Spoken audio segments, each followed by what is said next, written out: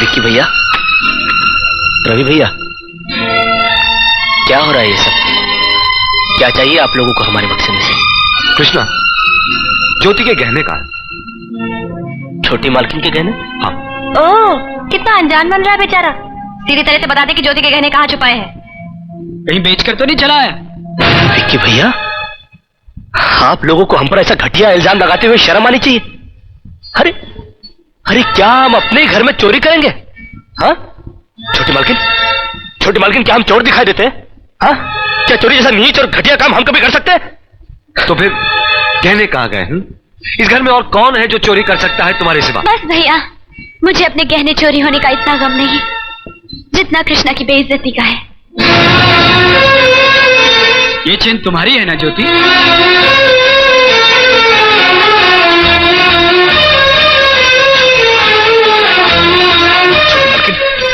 ये हमको नहीं पता कि हमारे बक्से में कैसे पहुंची। हम सच कहते हैं। तो तू कहना क्या चाहता है? हम में से किसी ने ये चेन तेरे बक्से में रख दी? ये इस तरह नहीं मानेगा। फोन करके पुलिस को बुलाओ, वो खुद ही कबूल करवा लेगी। तुम ठीक कह रही हो। अरे नहीं नहीं, इस घर में पुलिस नहीं आएगी। छोटी मालकिन ने समझाइए, इस घर में पुलिस आएगी तो इस घर की बड़ी बेइज्जती हो जाएगी। ठहरो, कोई जरूरत नहीं पुलिस को मेरे दरवाजे पर बुलाने की। मगर बड़े भैया, ये रवि, मैं अभी तक मरा नहीं हूं। घर की छोटी मोटी उलझने मैं खुद सुलझा सकता हूं। साहब जी इन्हें डांटिए, अभी का अभी डांटिए। अरे छोटी मालकिन के गहने चोरी हो गए और ये लोग हम पर शक कर रहे हैं। ये लोग सोच रहे हैं कि वो गहने हम कहीं बेचा है।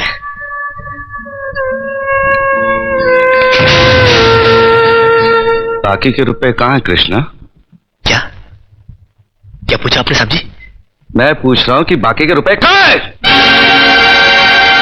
ये आप पूछ रहे हैं साहब जी अपने कृष्णा से? देखो कृष्णा, गलती हर इंसान से होती है। तुम मुझे सही सही बता दो कि गहने तुमने कहां बेचे, मैं तुम्हें कुछ नहीं कहूंगा। अब कहने के लिए बाकी ही क्या है साहब जी? एक छोटा सा सवाल पूछ के आपने बहुत कुछ कह दिया है साहब जी। कृष्णा, बात को आगे मत बढ़ाओ। बात आगे बढ़ चुकी है साहब जी, बात आगे बढ़ चुकी है। अब तो आप पुलिस को ही बुलाइए।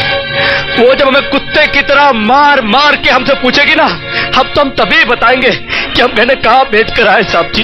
मत कहो मुझे साहब जी। इसी साहब जी की इज्जत आज तुमने मिट्टी में मिला दी। क्या कुछ नहीं किया था मैंने तुम्हारे लिए, उसका मुझे तुमने ये बतला दिया। अरे हट जाओ ज्योति।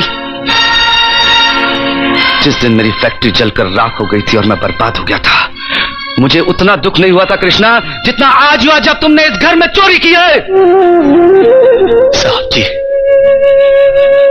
बचपन में जब हमारे माँ बाप मर गए थे ना और हम अनाथ हो गए थे ना, तब भी हमें इतना दुख नहीं हुआ था जितना दुख हमें आज हुआ है जब आपने हमें चोर कहा। साहब जी, आपने हमें चोर कैसे कहा साहब जी? और ज्यादा सफाई देने की जरूरत नहीं है। दूर हो जा, मेरी नजरों से दूर हो जा।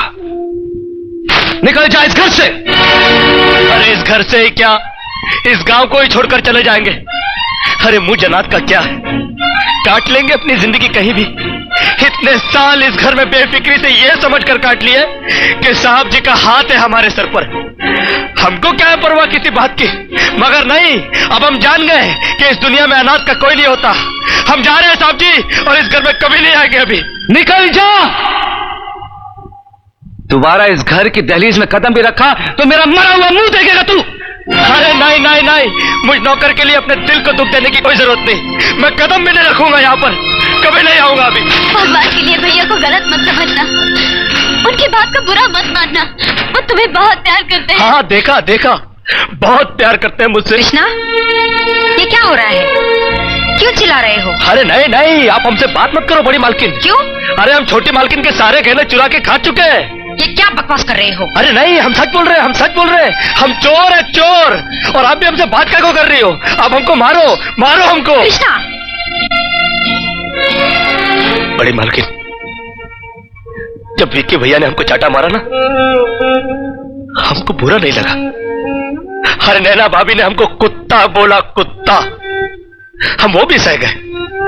मगर आज साहब जी ने जब हमको चाटा मारा तो हमें यहाँ नहीं, यहाँ लगा, यहाँ। उन्होंने तुम्हें चाटा मारा? हाँ, और सिर्फ चाटा ही नहीं मारा, घर छोड़कर जाने के लिए कहा है। और हम भी यहाँ रहेंगे नहीं, हम जा रहे हैं। और आप भी सुन लो बड़ी मालकिन, अगर भूले भटके हमने आपके दिल को ठेस पहुंचाई हो ना, तो हमको माफ